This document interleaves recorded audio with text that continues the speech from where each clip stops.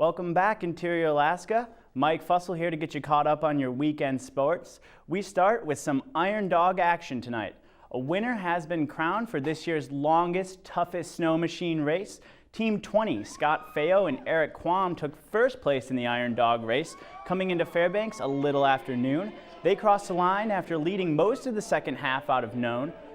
Scott Davis and Aaron Bartell took the number 2 spot, about 40 minutes behind, and Team 17 of Alan Hill and Mark McKenna took third.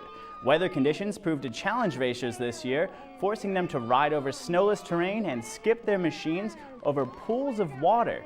So far, more than 15 teams have scratched out of the race. Eric Quam says this year's trail was the toughest he's seen in his Iron Dog career.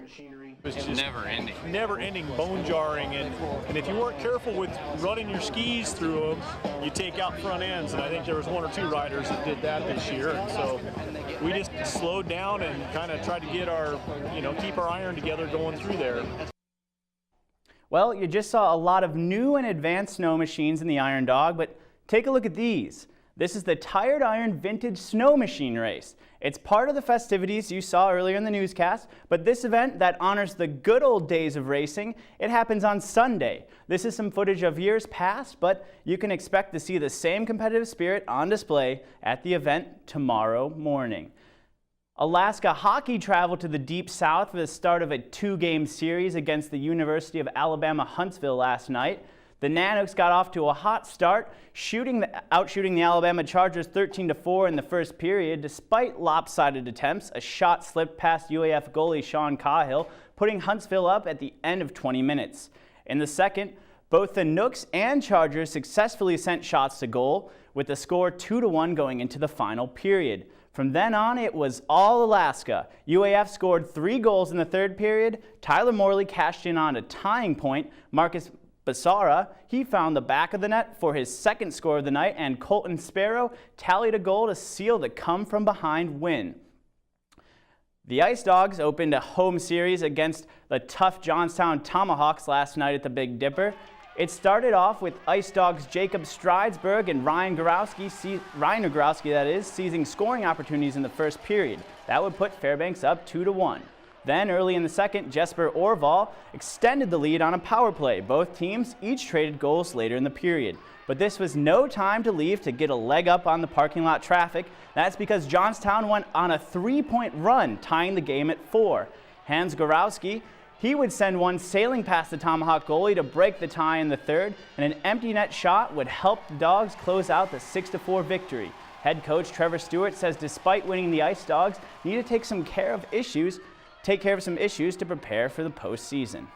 They worked really hard, and they did the same thing down in Kenai River last weekend. They got off to a slow start, I believe, on Saturday night, and they crawled their way back into the game at the end.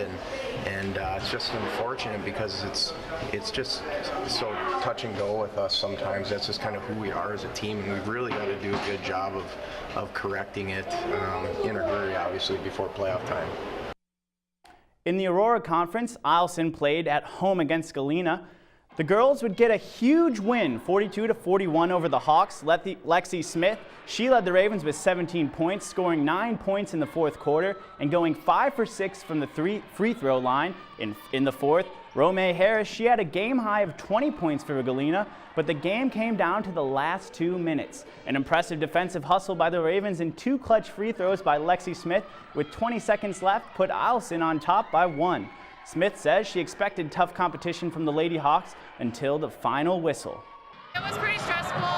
We knew we had to hold on to the ball, and Galena was going to come out really pushing us. We expected that, but it was great team effort to push through that last 2 minutes. We're all exhausted. It was a really good game. The Eielson Raven boys squad lost 47-59 to the Galena Hawks. Eielson was down by 7 at the half and just couldn't muster up the strength to get back into the game. The deficit only grew as the clock ticked on. Jacob Miller, he led Galena and all scorers with 13 points. Evan Buchanan chipped in with 11. DJ Diaz and Antonio Griffith both scored 11 points to lead the Ravens. Friday was a busy night for high school basketball outside of the interior as well. West Valley went down to Palmer, where the Lady Wolfpack pulled off an impressive 77-44 point win. That sealed a perfect record for the West girls, putting them at 23-0 on the season. The Wolfpack boys, well, they fell in a close game to Palmer, 61-64. Hutchinson High swept Delta Junction on the road Friday. The boys team won 54-48. It's the largest margin of victory over Delta this season for them, and the girls took the win 58-17. The Monroe Rams, they split at Valdez. The boys win big 77-30 over the Buccaneers, but the girls fall to Valdez 60-26. And that'll do it for your weekend edition of Sports Tonight. For more, log on to Twitter, YouTube, webcenter11.com, and download our mobile app. Mike Schultz has your full weather forecast coming up next.